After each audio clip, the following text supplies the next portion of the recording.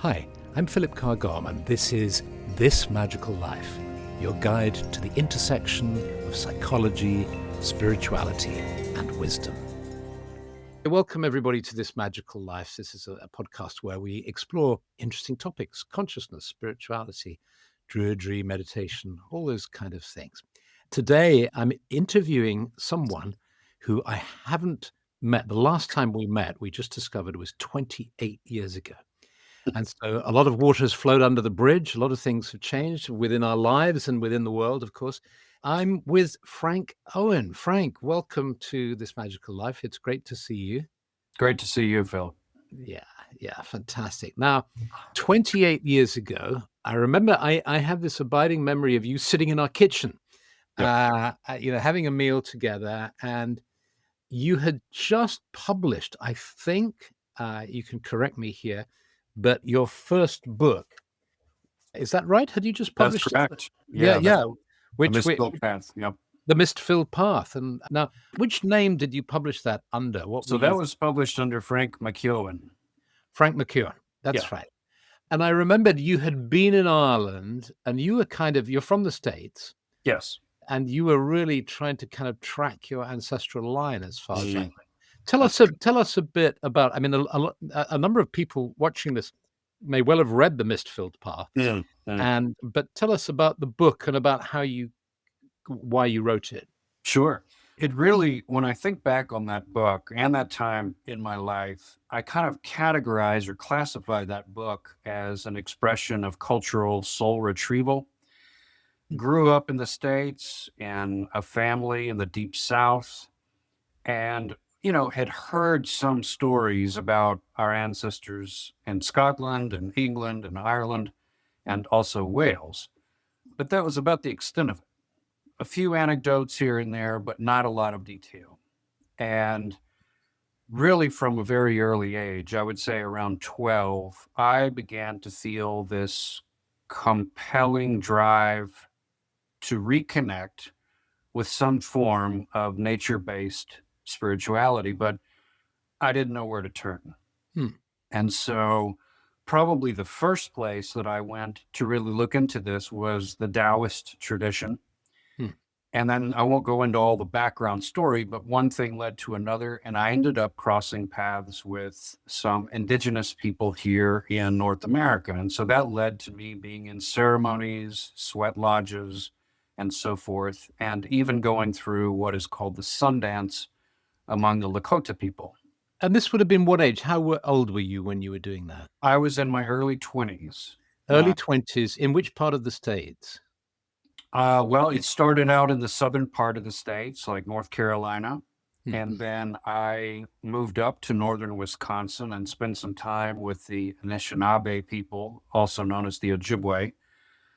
Yeah. And then I went out to Colorado for grad school Hmm. and began spending time with the Lakota people up in South Dakota. That's great. And grad school was the Naropa Institute, wasn't it? That's correct. Yeah. Yeah. So were you immersing yourself in Buddhism as well at that time? I was studying Buddhism a good bit. Although that is a Tibetan-inspired institution, I was spending most of my time with Japanese Zen teachers and really working with that sense of heart, mind, and cultivation through meditation practice. Hmm. Yeah. Fantastic. So you're still in your kind of mid-20s by now, something like Mm. this. Mhm. Yeah. And then, okay, so then what happened? Well, then I went up to South Dakota for this ceremony, and it's a very closed thing now, but at the time there was some openness to non-native people being in the ceremonies. Hmm. And you have to be sponsored to be involved. It's not something you just walk up into. So I had, quote unquote, paid my dues, as they say, spent a lot of time up there with the people, bringing clothes, bringing food, helping out around the fire, and so forth. But in the midst of that ceremony, I began to have experiences. Some imagery began to come to me that I didn't quite know what it meant. Um, and now I know, in hindsight, it was every bit the pocket of ancestral memory was opening up for me. Hmm. And I remember an old man came up to me after the ceremony and said, you're always welcome here, but you really need to go look into your own background and find the same thing that you're attracted to among us. You have it in your background and you need to go find out what that is. Yeah. And so that began the journey of me exploring Scotland, Ireland, England, Wales, and not only academically and reading and studying, but also going and spending a lot of time on the land. Right, that's great. And so, you after you traveled around Ireland, and you wrote The Mist-Filled Path, and then The Spiral of Memory and Belonging. How long did what was the gap between those two books? That would have been Misfell Path came toward the end of the 90s, and then Spiral of Memory and Belonging was around 2002, Right. 2003, somewhere in there. Okay, so we were in the new millennium then. And what's the difference between the two books, would you say? The first one is more personal. It's Yeah. about that sense of profound disconnection Hmm. from ancestral knowledge, wisdom. And of course, all of your writings were instrumental in my rediscovering the Druidic principle, which of Hmm. course I didn't, was not raised with that in my active awareness. Hmm. So that really, once that dropped into place and I had a kind of framework for understanding, okay, this is our tradition. And yes, it was suppressed by the Romans and then by the church. And but it's this it's like the Tao. You don't get rid of the Tao. It's a Yeah. river that flows under everything. Yeah. Spiral of Memory and Belonging, in contrast, was less about me and my exploration and more about Ireland and the primal energies of Ireland. And granted, what I write about in that book is my perception through my own filters Hmm. of what I was experiencing in terms of the land, in terms of the people. And I connected with a man named Martin Duffy, who is the Hey. spiritual director of the Irish Center for Shamanic Studies. Yeah. Yeah. And we went around to some places, and yeah, so things were activated in that process. In that process. Great. And when did you join the Order of Bards, Ovates, and Druids? Was it around that time or? No, it was earlier. It was Uh-huh. around, I guess, 1995 is Oh, when, well. Oh, well. yes, I Okay. began working with the course, the Bardic grade back in 95, 96. Great. Yes, and of course, I guess that the Irish Centre of Shamanic Studies, they've got a beautiful place, haven't they? I know Duffy. Yes, it Yeah, is. yeah, Amazing. yeah, fantastic. And then your books, I know, got a lot of interest. A lot of people were really interested. You've got a beautiful way of writing and very evocative and all the rest of it. And then at some point you disappeared. I Yeah, did. I tell went us about that. I went inward. It was a combination of things. On the one hand, I had connected with a dear teacher, and um, she was, there's no way to sort of put her in a bucket. It's Yeah. like she had lots of influences, and she passed away. Very Hmm. dear person in my life. And I think that grief process around that is probably the first thing that took me inward and off the map, so to speak. The other was I was getting some blowback from certain sectors of the readership around writing about my experiences and feeling like I should not have. I Like, remember that. I remember there was some kind of difficult stuff going around, but I can't yeah, honestly remember what it was about. yeah, Um, yeah. And so I think part of that contributed to my like, okay, I want to take some time, go inward, go hermit, as I called it, mm, and really take stock of, okay, what, in addition to my grieving process around my late teacher, yeah. um, really reassess what's the path and what's the future for me. And that ultimately led me to, along with the invitation of the Bardic grade, of course, Hmm. was this deep dive into poetry. Some of the blowback was around all this issue of sort of, what do we mean by authentic? What is Right, indigenous? right. What is cultural appropriation? Who has the, Exactly, you know, exactly. Yeah. I think the discourse has moved on somewhat now. I agree. and the sort of nuancing of all these, we don't need to go into that because it'll take us in it's a big thing, but Yes. it's an interesting one to engage with. But at the time, there was that it was around that, I think. And so how long did you go? How long did you get out of the public limelight and kind of disappear in that way or go Yeah. home? Well, and yeah, to your point, a lot of, I think back on it and I was having experiences. I was trying to navigate that process of cultural soul retrieval and Yeah, ancestral awareness and connection with nature. And I was trying to find a nomenclature that would express that and work with that. And, encountering the writings of Mircea Eliade and the term shamanism, for mm, instance, which, as you know, has become like some people like that word because it speaks of a cross cultural phenomenon. Other people do not like the word because it lifts that out of the Siberian exactly. context. Yeah, And we have our own terms. yeah, And then the other one is Celtic. What's meant by Celtic? Some people, it's a focus on linguistics, and some it's more a reference to cultures in Central Europe. And what is Celtic? What isn't Celtic? All of that became kind of a hornet's nest. yeah, And then I realized, this is not my fight. I'm not interested in debating that. I'm just going to yeah, go off over here. So yeah. that was probably 2005 when Okay. I made a conscious decision to, yeah, go hermit, so to speak. Yeah, yeah. And so what did you do from 2005? What direction did your life take? And So I really, from a spiritual point of view, gravitated toward anything that fit that bill of hermit. So I began studying the old wayfaring poets of China and Japan, Hmm. emulating that kind of lifestyle, which was Mm. very deeply connected to nature, meditation practice, but also poetry. And that just felt like a natural fit. And it's a natural fit with the Druidic framework, also, of course. Yeah, of course, Uh, yeah. and so, yeah, that really became my focus. And then I had a day job. I worked in museum development and copywriting. And so I did that about 13 years. In which part of the world? I was living in Mississippi, and then I was living in Atlanta, Georgia. Okay. And, because I know it was you who kind of turned me on to the hermit poets, and I have these books on your recommendation. I Oh, got yeah, classical yeah, Chinese really. poetry and The Sky Above and The Great Wind. Yeah, wonderful stuff. Ryokan. Um, Yeah. and of course, your poetry. I was scrabbling around before we met this evening, trying to find your poetry books because I just love your recent books. Mm. And as I've read out some of your poems on She Was Yes.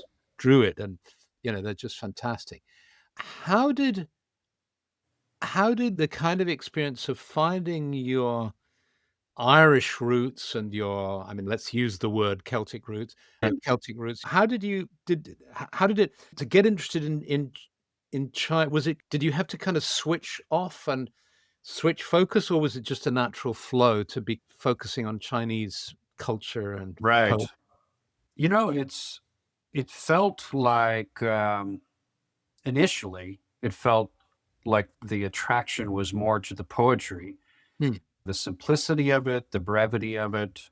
I have some long poems that go on and on and on, but they are masters of consolidating a moment in just a few lines. yeah, So I was attracted to that.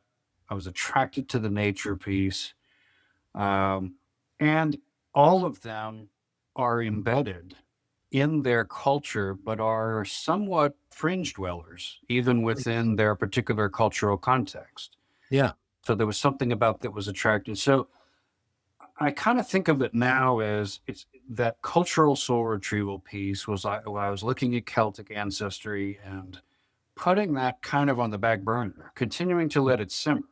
But yeah, as you say, changing focus. yeah. Just and then when did you were you writing poetry all through this time, or did you have a period where you weren't writing poetry and then it kind of started to flow? Yeah. I think the poetry that really began more in, yeah, 2004, 2005, Yeah. experimenting. I've been experimenting with poetry for much longer than that, but it wasn't until then that I began to get serious about publishing. And then since then, in sort of recent years, you've had a number of anthologies, collections published, haven't you? Give us the names of those. Yeah, so those three books, one is called The School of Soft Attention. That's it. Yeah. Yeah, and one is, in fact, I have them right here. I'll show you some. So that's The School of Soft Attention. Yeah. Yeah.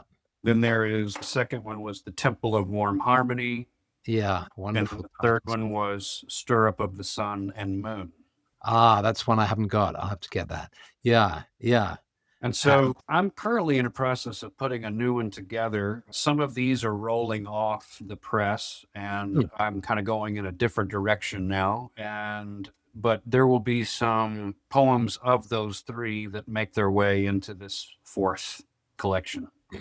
Great, great. So we'll do keep us updated about that.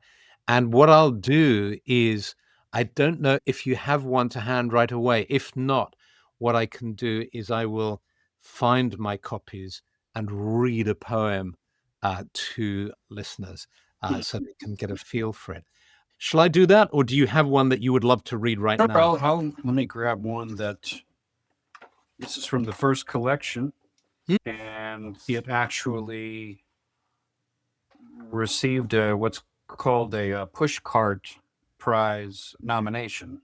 great. So this is entitled The Bouquet of the Last Direction. Hmm, When the soul becomes unburdened, it's like a new saddle on a fresh horse. Suddenly the trail feels right again, and the strong horizon line in front of you as you turn becomes its own form of soothing medicine. Something of the sting and burn of the old poison may linger, but having crossed over the shadow lands into new open territory, one can almost pick up the scent of blooming flowers within. You start to notice all the things you hadn't been, all because you'd been bound up with the echoes of losses and hauntings. You know you're ready when ghosts start chanting from the edge of your life, traveler, good traveler, your crying for vision time is over. Time to re-inhabit the human world. Then the simplest of the 10,000 things start to reach out to you to welcome you home again. The morning star, the blue sky with its utter completeness, the serrated clouds coming over the rising pine-covered hills. Even the food tastes better in the land of the great eastern sun.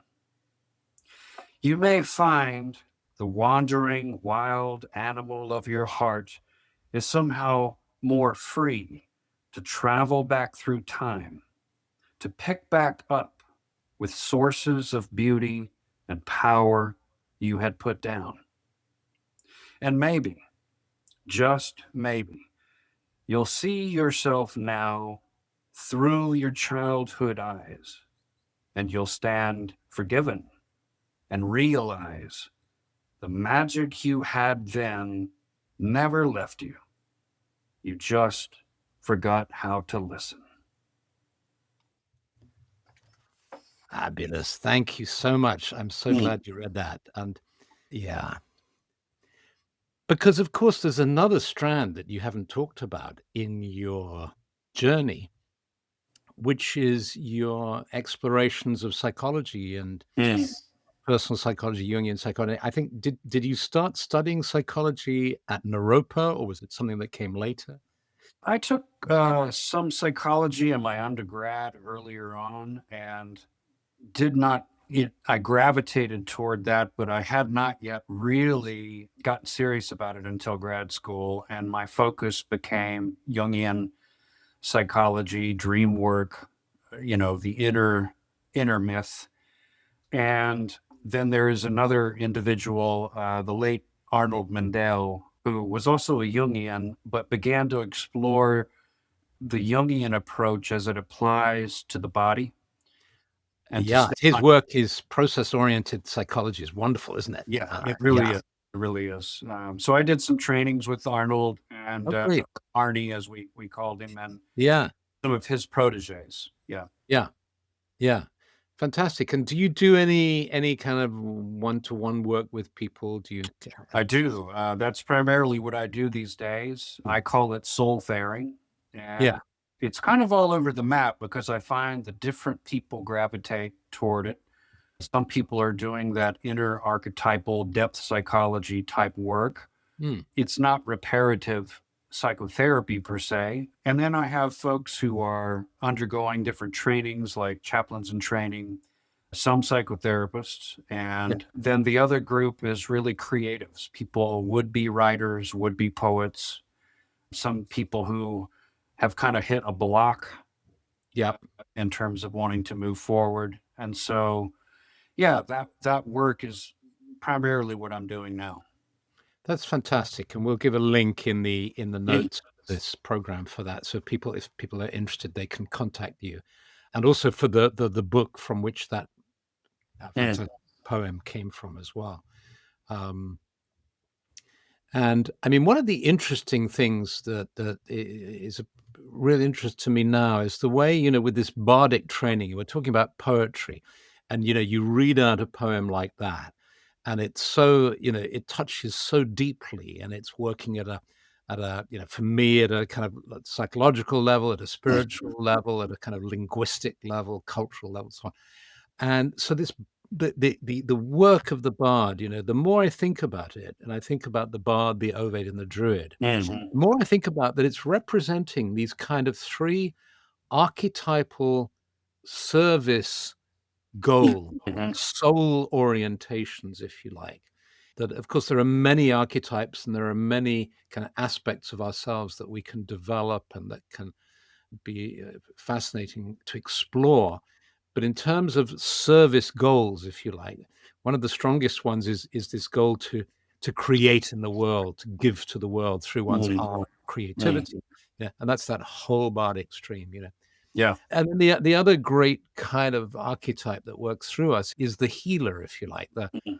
That we, and they're all manifestations of love. I mean, it's essentially love. Mhm. Love through creativity, love through wanting to help and heal people, which is, if you like, the shamanic path, which is the ovate way. And then finally, the druid, the sort of the sage currently, the desire for wisdom, the wisdom not just for ourselves, but to be of help to other people and to Mhm. give of one's love to others through, it's like, in a sense, the parenting Mhm. energy as well. How can I help and help guide and he offer some clarity and so on.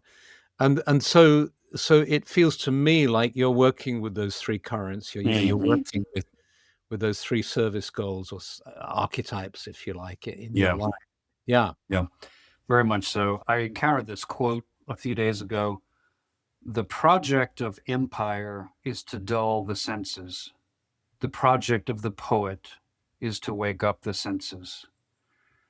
And that's Ilya Kaminsky, a Jewish Ukrainian poet, speaking about essentially, this is carrying what you're saying, but looking through the lens of the collective. And so it touches the state of the world that we're in, the ecology, but also what is growing, I think, is a verifiable mental health crisis, on the collective level.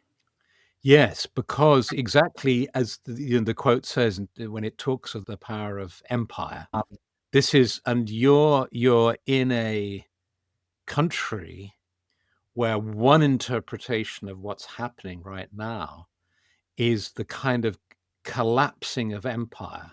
Mm, But although it seems to be an empire consolidating its power, mhm, and yet, many people will interpret it as the sort of the beginning of the end of the American mm, empire. How does it? I appreciate this is sensitive territory, mm, but how does it feel for you to be in the States right now, given all that's happening? mm.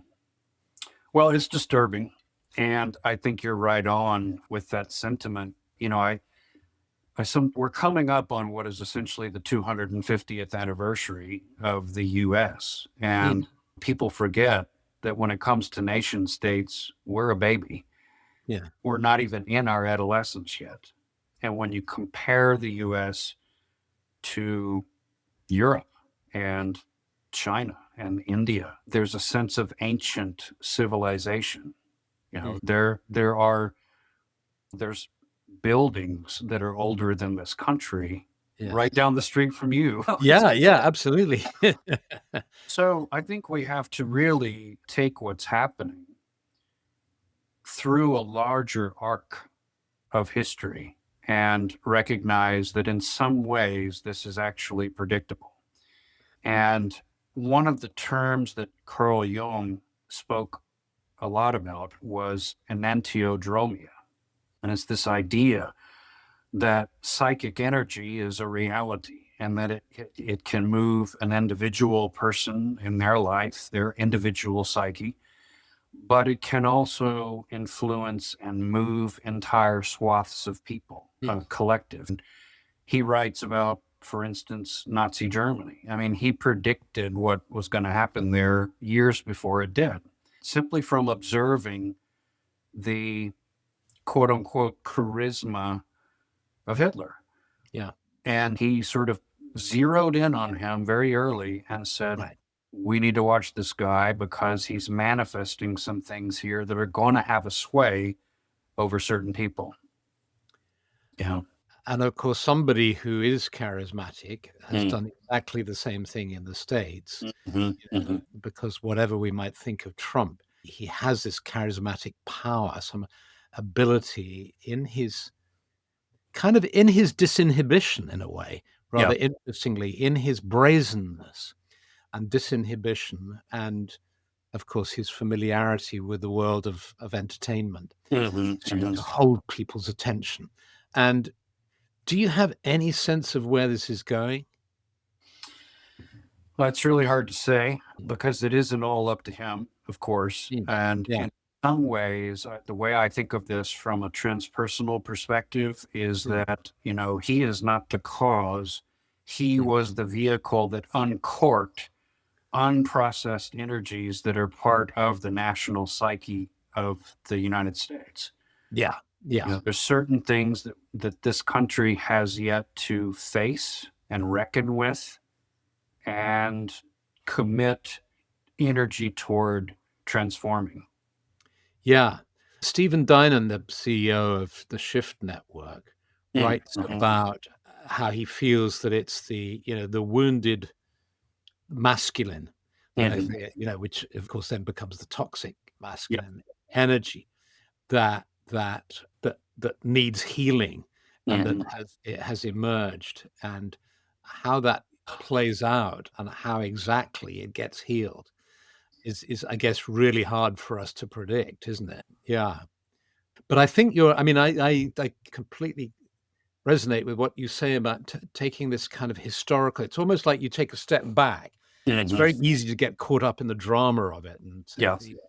but to take a step back and to see there's this 250-year-old country and all the particular kind of historical influences on it, and the unexpressed, and as you say, that Yeah. Trump is just a kind of is expressing something that has always been there, as Yeah. a number of people have talked about this. Yeah.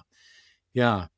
And do you feel a sense of loss and grief in the what seems to be like this loss of, in a sense, of democracy, of this Mm-hmm. movement towards a kind of fascism that could go horribly, you know what I mean? It's already gone horribly wrong in Mm-hmm. many ways, yeah, but it could have long-lasting consequences. Or Sure. do you, if you hold in both hands, is the possibility that this will just get America will become essentially a kind of dictatorship that's run in a Mm-hmm. systematic way? Or do you, in the other hand, the possibility that somehow something will happen, or things will change, or something will be worked through, Yeah. and America will emerge sort of phoenix-like out of this in some way? Yeah. Uh, First of all, that's my hope. Yeah, But my sense, going back to that concept of enantiodromia, yeah, Jung talked about how essentially the conditions of a circumstance can swing so far to a particular extreme that the law of enantiodromia requires it to swing back toward the center. yeah, It's this pendulum. The image is a pendulum that swings.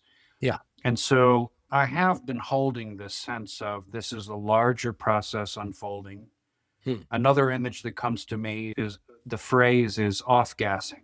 When these individuals who are archaeologists, let's say, they go down to, say, Central America and they stumble upon a temple that was under the jungle canopy, they didn't know it was there, Yeah.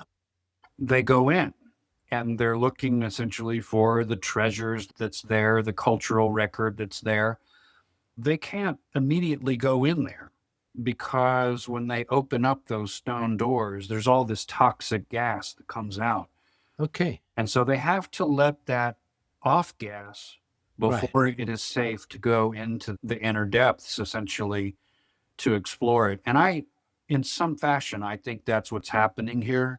Is there Right. an Okay. off gassing going on? Yeah. At a collective level, what can happen in individual spiritual development and in psychotherapy, where Yes. you know c- w- confronting the shadow and dealing with the extremely uncomfortable Yep. and unpleasant and painful experiences that might result from that. But if you hang Mhm. on in there long enough, Yep. one could use an alchemical kind of Right. analogy too. Yeah, that's a nice way to look at it. And so it's all about you gave this image of the archaeologist sort of standing back. It's almost like I guess the question for anybody in the States is how can I kind of step out of the way Yes. and and just not get affected by this, which is fine if you don't have any issues around your Right. paperwork. Exactly. Yeah, Exactly. Yeah. yeah, yeah, So that's in a nutshell. I feel like there is a larger process happening, and my sense and my hope is that it leads to a greater seasoning. It's going to take seasons to get there, yeah, and it's not going to be instant. Um, but my hope is that it leads to a maturation, a wisening, and a reconnecting with the heart yeah, from the standpoint of, I mean, that was probably the first moment where I realized we were getting in the deep end here was when all of the funds for USAID had been turned off, which is yeah, all of the humanitarian activities yeah. that the US was supporting. And so that was the That red was the flag. moment when you felt, wow, it's getting bad. Yeah, Yeah. I mean, it was already bad before, like, yeah, yeah, like having the uncle at the family reunion who says anything and pisses everybody off. And but where policy began to change to the extent that it was going to lead to deaths. yeah. Well, exactly. And I learned yesterday, apparently, Trump has taken the protections of 59 million acres of forest Yes, so that exactly. logging can commence in and is it am I right in saying it's 59 million acres? It's 59 million acres. Yeah. That's just yeah. Doesn't mean that that's all going to get clear cut, but what it does is, from a policy point of view, is it opens up all of that national forest land for harvesting timber.